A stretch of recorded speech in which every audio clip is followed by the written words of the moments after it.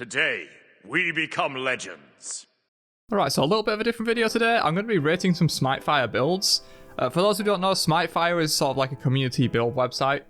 It's got a bit of a bad reputation for having like some really bad builds on there, mostly because they kind of let anyone post builds. Like other websites like Smite Source, for example, I think that's Weaken's website.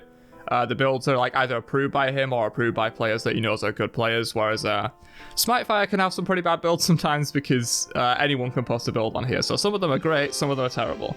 But today we're going to be looking through some of the top Smite guides for the last 30 days on SMITEFIRE, and I'm essentially going to rate them, like overall in terms of guides and also in terms of the builds that are within those guides. Obviously, I'm not a perfect player. I don't know every single god, the completely optimal build, but I've got a pretty good idea on how to build every single god in the game. So I think I can definitely give these a solid rating on how good they are. So let's just jump right in. Okay, so this first one is a Mercury Jungle Massive Crits Guide updated on November 10th. So this is the jungle, obviously. Assassin's Blessing, Katana Hand, Multipots, Golden Blade.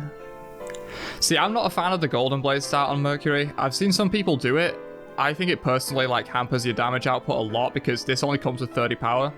I mean, plus the 10% movement speed is probably an extra like 7 to 10 power also, so it's probably more like 37, 40 power. But even then, that's really not that much as like a rush item. I like to go for different stuff, but also, a multi-pot, I would go a health pot. You generally don't have mana issues on Mercury too much. You could just get a health pot there instead of a multi-pot, but yeah, the rest of the build's fine. Obviously, you need Hand of the Gods, Assassin's Blessing, all that stuff. The core items are great, though. These are exactly what I will build on Mercury in terms of 4 core items. So I tend to like to go to Laria Boots, but Warrior Tabby is totally fine as well. There's not too much of a big difference there. They're both pretty good. And yeah, Undying, great item for Mercury. The cooldown is like fine, but like the 75 power makes his autos hit really hard. And then obviously you're ulting into fights as Mercury and immediately going on people. The Undying passive is really good for that. And then the core items of crit for Mercury have always been Rage Deathbringer because he doesn't need attack speed. He has plenty of base attack speed, and his 2 gives I think 80%. Or something ridiculous like that, so you really don't need attack speed. So the non-attack speed crit items in Rage and Deathbringer are really good, and I think it gives 70% crit from these 2 items. So basically, if you get one more crit item, you're going to be near 100%. Boots replacement options. Bloodforge is great on Mercury. It's almost, I would almost put it in his core build because often you're ulting into fights and blowing one person up, and that Bloodforge shield can be the difference between like life and death or getting another kill, stuff like that. So this is a really good item on Mercury. Toxic Blade, however, I'm not a fan of. Often on Mercury, you're just like blowing people up in 2 to 3 auto attacks, and the anti-heal is not really going to be that relevant. It doesn't apply from your 1 anymore, so like you're really not applying this too well, I don't think. Anti-heal on Mercury just generally isn't that great because you're looking to nuke them instead of just like anti-heal them and like slowly whittle them down. Atalantis is fine. It's good because it gives 20% pen, but you don't really need the attack speed necessarily. But the passive can be useful if like you're not going Katana. Which often you don't need Katana on Mercury, to be honest. Like I said, you just like ult in and burst people down with 2 autos. You really don't need to stick to them all that much. It can be a nice luxury item if you're really fed, but I'm not a huge fan of Katana on Merc.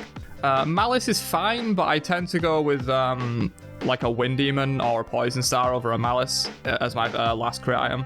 But Malice is fine, I guess. Stone Cutting is also a really good item on Mercury. I tend to like it earlier in the build, not as a last item, because it says here that their last item are boots replacements. It's nice to have that flat pen, but with Stone Cutting, I tend to like to go a bit earlier in the build. And Magi's Cloak is also fine. If you're getting blown up when you ult into a fight or whatever, you may want to go a Magi's Cloak. It depends on the situation. And then Mantle is the exact same thing as Magi's, just a little bit more defensive. Relic options, Blink Beads, Shell. I wouldn't ever go Shell on Mercury. I don't think you're ever going to need that. Just Blink Beads. Blink Beads is fine. And leveling order is... no, you don't level the 3 before the 2. You level the 2 before the 3 on Mercury. So just flip the 2 and the 3 around. Aside from at level 2. You do take the 3 at level 2. But then after that, you want to prioritize the 2 after the 1. And then ult whenever you can, yeah. So just flip the 2 and the 3 around in terms of leveling order, and that's totally fine. And he doesn't really have any guides here. It's more just like a build. So we'll move on to the next one here. Actually, I'll give this guide a rating. I'd say this is like maybe a 7.5 out of 10. There's some misses here. Like, I'm not a big fan of Golden Blade. I think some of his boots replacement options aren't the best. His leveling order's a bit weird. I won't go Shell. But overall, if you're new to Mercury, this build would totally do absolutely fine for you. It's probably better than what most people would build on Mercury if they were new to the character. So Yeah, 7.5. Okay, we've got a Medusa guide. It doesn't tell me what game mode it's for or anything like that, but it was updated on the 28th of October, so not too long ago, a couple of weeks ago or so by the time I'm recording this one. I don't really know what this is though. This is bad. This is terrible. Why Soul Eater? I mean, I guess it could be fun. It doesn't mean it's good though. I'm kind of confused about this one. This one seems like maybe it's an arena build or something like that. But she is talking about clearing lanes, so maybe it's not an arena build. I'm really confused. This is a bad build. Don't build this. The crit items are kind of fine-ish. You never want Hydras. Crusher, maybe if you're in mid lane, maybe. Soul Eater, no. You would want to go either Trans or maybe Devos if you're in ADC. I mean, it's like an ability-based build that's like combined with crit. It's a very weird build. I would... Well, these situational items. I mean, Bloodforge is good, I guess. Executioner and Kin Size probably should just be in the build by default. Same thing with Fae or not. You probably never want Blink or Bracer on Medusa. You have no real reason to. I'll give this one like a 3 out of 10. This is a really bad build, I have to say. This is one of the misses that SMITEFIRE often has. Okay, this one is Anher support. So I think this is actually a pick that has like some legitimate potential. So let's go through this.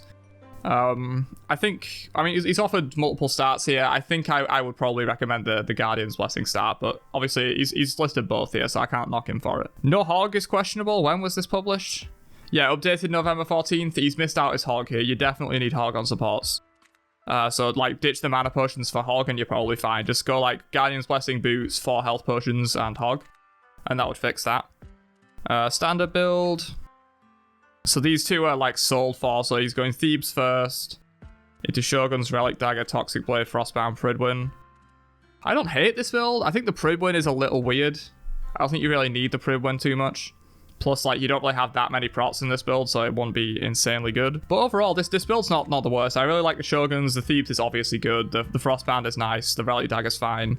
The Toxic Blade is obviously situational. You don't necessarily always want Toxic Blade, but against healing, it's very good. There's an anti-crit build here, which is just like kind of very similar, but with Spectral Armor. Also has Oni Hunters instead of Shoguns. I think if you're going like Hunter supports, you really do want Shoguns, because if you're Hunter support, you will also have an ADC that's probably a Hunter, and maybe another character that's got auto attacks. Usually Shoguns is going to be better for you. Hybrid build. This is fine except for Jotuns. You don't want to go Jotuns in a build like this. This will be way better off as just being like an Oboe or another defense item or something like that. I kind of like this one. Other than the Executioner and the Pridwin, they're probably not amazing. There's a lot of different builds he's offering here. Other items to consider. I don't think you go Lonos on Anher support, because the part of the reason why he's a interesting support is that he does a lot of damage. If you get the Lonos, you're kind of taking away from that. Sledge is obviously great. Sledge Rush on aggressive supports is something I really like. And then like the other generic situational items like Emperor's Armor, Pestilence, Contagion, all that stuff. Leveling order. Oh, that's strange. Maybe it's because he's playing in support. He wants to level Pillar first. I mean, it does increase the slow and the damage buff, but like I think you should still level Impale first as support, honestly, at least until you're rank 3, so you can kind of clear waves and camps on your own, or like at least help your ADC do it. I think that's a bit of a weird leveling order. I would go 2, 1, 3 instead of like this weird like 2, 1, 2, 3 that he's kind of going for here. Ult. It looks like he's skipping points in the ult somewhere as well, because you can get your ult at level 9. So yeah, I wouldn't skip points in the ult either. Anher's ult gets insane damage from leveling it up. Look at that, it gets 200 extra damage in total every time you rank it up. That's definitely worth ranking up on cooldown for sure. Oh, he's got like threats and all this stuff. For the sake of the video not being too long, I'm not going to go through all of this. But this is cool. I like that he's got like there's some cool formatting for sure.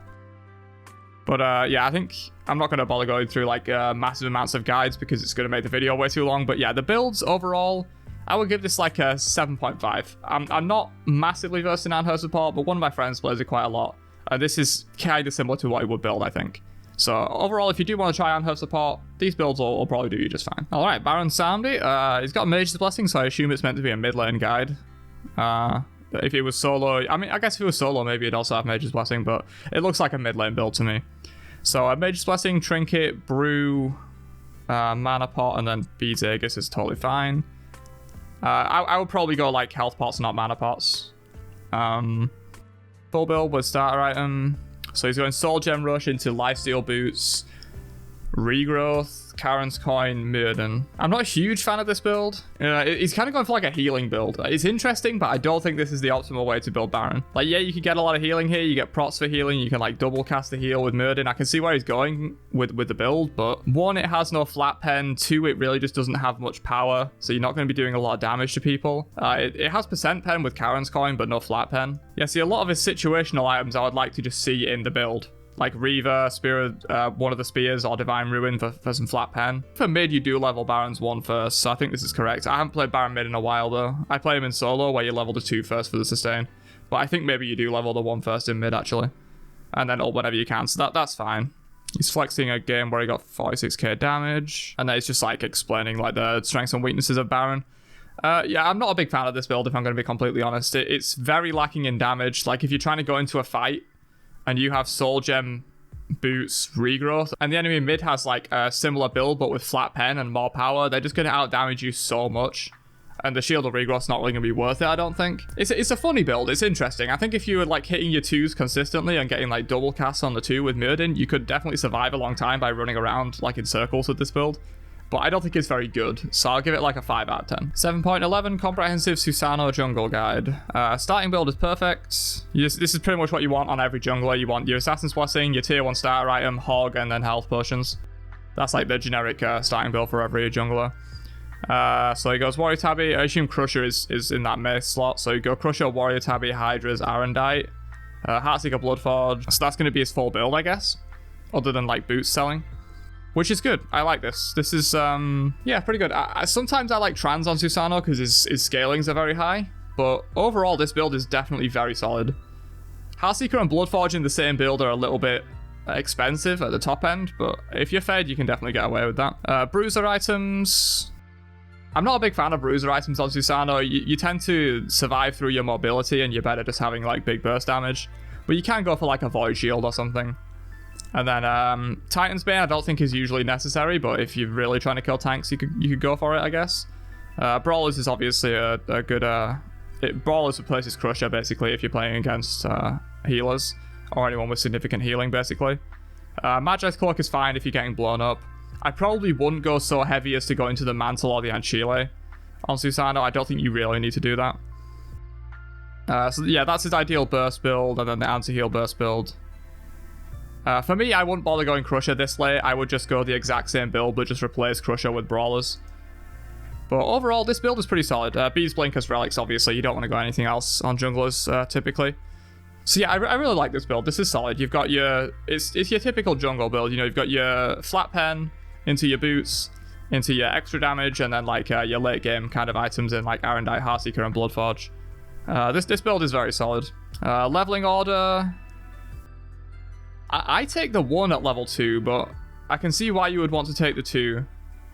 Yeah, maybe actually this guy's right instead of me here.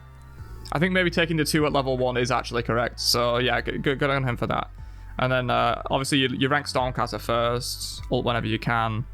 Yeah, I like this. Oh, this might be the same guy, or they're using a similar template because he's got like the threats and stuff like that. As I said, I'm not going to go through all this like how to AA cancel and Susano's combos and all that stuff. The video would get way too long if I did that. I'm mainly just rating the builds here, but overall, if we're rating like kind of these builds down here, some of his situational items are a bit papega in my opinion, but his general core builds are very good, so I'll give this one like an 8.5. Okay, we have Undying Will tier build guide updated on 28th of October. Don't buy Mana Chalice ever. Look at your god. Is it hell? Buy Mana Chalice. Is it not hell? Don't buy Mana Chalice, because it's just, you're never going to need it. It's such a waste of gold and a consumable slot. You don't run out of mana that much, especially when, you know, he's got teleport. This is going to be a solo lane build. So you definitely don't need Mana Chalice in solo unless you're hell. Because you have blue buff that you're probably going to be getting on cooldown, especially if you're tier, because you have good pressure. You've got Totem, which you're probably going to be getting quite often because you have good pressure. You're really not going to run out of mana unless you're literally spamming your abilities on cooldown and just not caring about your mana whatsoever. Just manage your mana the tiniest of amounts and you'll be totally fine without Mana Chalice. He's going for a Spike Gauntlet, so like a Soli to kind of rush. I've not tried that on tier, but I don't think it would be that good. Tier honestly heals enough from his 2, and I think you're just giving the enemy team even more value from buying an anti-heal item against you. I don't think you really need this. Blink, Aegis, Beads, Teleport. I don't know about this. I would probably like to go Blink Thorns or maybe Blink Beads, because Tia can get like fucked a bit sometimes by just getting CC'd, like even through his passive. But I would probably go Blink Thorns, honestly, or Teleport Blink if you do need that teleport. Basic build: Warrior Tabby, Soul Eater, Caduceus Shield, Void Shield, Genji's Guard, Heartseeker. So in essence, the build isn't terrible. I can see where he's going for it. Like, he's got a nice mix of defense. He's got a damage item at the end. It's very damage focused, which can work, but I tend to like to go a little bit more defensive than this. Like, if I'm going Soul Eater, I'd probably like drop the Heartseeker maybe or something like that. I think the Caduceus Shield is nice, but not necessary on tier. Like, yeah, he's healing, but this is only from ability healing, right? Yeah, healing from ability is increased by 10%. So you're only going to be increasing the healing on your 2. You're not going to be increasing your Soul Eater healing, which is, I think, maybe what this guy thinks it does. It's not. It's just going to increase the healing from your guard stance too. That's the only way of healing on tier. I don't think it's worth buying an entire item for that. I would just maybe like put the Void Shield in that slot and then move the Genji's Guard up. Maybe even replace the Genji's with like an Oni's or something like that. I think Oni's is really good on tier for the mitigations on like you diving into the backline. But yeah, I don't think Caduceus Shield is really that necessary. Like, maybe move the build up one, remove the CAD shield, and then put like a mantle at the end or something. That would be a lot better in my opinion. Situational items, you never really want any of these full damage items from solo lane as tier. You can't really afford to do that. At the absolute most, you would probably go like shifters or maybe a brawlers if you have like a magical jungler, and so that your jungler can't apply brawlers. Maybe you buy brawlers, but that's a very like niche situation. You'd have to have like an Ao Kuang jungle or a Hebo jungle and have no assassin elsewhere for you to actually want to buy into brawlers here. Sledge is great. I like Sledge. Contagion is fine if you need anti-heal. I'm not a big fan of the aura anti-heal items, Contagion and Pestilence. They're only 25%. Whereas like often your mid jungler can just buy Brawler's Divine and you have 80% and that's enough. But if you do want like an excessive amount of anti-heal, you can go for these. Mantle, I think, should just be in the build, so obviously that's a great situational item. Here's his no boot. Yeah, okay, so he does sell his boots for Mantle later on. I think you just don't need to do that. I think you just cut out the Caduceus Shield and replace it with a Mantle later on, and then you sell your boots for something else situational. Like, I think Mantle should just be in the build. So overall, this build is a bit wacky. It needs like a solid few changes to make this like a solid build. Like the Caduceus Shield needs to go. I think personally the Soul Eater I'm not a fan of and should probably go. Like get a Mantle in there somewhere, maybe even like a Sledge somewhere in there. Overall, especially with the Mana Chalice and stuff, I give this one like a 4.5. This isn't a great build, honestly. Okay, we got a Cupid guide here, updated today actually. Yeah, November 15th, so updated today. So this one should be perfectly up to date. Patch 7.11. It's a work in progress, but we'll give it a rating here. Check out his YouTube channel if you're a Spanish speaker. I think that's Spanish, like Brazilian, Spanish, whatever. I'm not well versed on South American languages, but if you speak this language here, go check out his YouTube channel. Let's see the purchase order. Trans Ninjas Happy Fail Not, Windyman, Atalantas, RCDB. I mean, that's, I guess you're selling your boots for DB at the end there. Not a bad build. I'm not a big fan of like having lifesteal so late, but I guess on Cupid it's not quite as bad. I see that late just seems weird to me. But the crit items are solid. Fail Not, DB, Windyman is probably what I would go on a Cupid build. I'm just not a big fan of Trans Cupid. I'm a Devos Cupid man. This one's better. I'm a bigger fan of kin size Cupid than I am of crit Cupid. So yeah, this one's better for sure. I would probably go Assy in place of the kin size and then just move the build down one. So like go Trans, Warrior Tabby, Assy, Kins, Atalantas. I don't really see why you need Heartseeker in a kin size crit build. I would just go like maybe Oboe here and then possibly even selling your boots for Silver Branch. I don't think you need a Heartseeker in a build like this. That's kind of out of place and a bit weird. Also, Ichabod that late really isn't necessary. Ichabod's more of like a boxing item for the laning phase. Oh, he's got a boring meta build here. So yeah, this is kind of the meta build for Cupid. You go Devos typically. Devos, Warrior Tabby, kin size, Atalantas, Odibo. So this is perfect except for these last two items. I don't think Zerg Shield and Bloodforge are your options here. I would go Silver Branch and then selling your boots for like probably some more attack speed of some kind. Zerg Shield can work, but Bloodforge I'm not a huge fan of in a build like this. But yeah, this is a lot closer to what I would build on Cupid in terms of typical meta builds, especially the first 5 items. Those are pretty on point. Trans start, yeah, it's fine. I prefer the Hunter's Blessing start, personally. Like, Hunter's Blessing is the best blessing in the game, and I think you're trolling if you don't buy it. But he has add that as an alternative start, so perfectly fine. Viable items is pretty much what he listed in those builds above, really. Situational, anti-heal, poison star, that kind of stuff.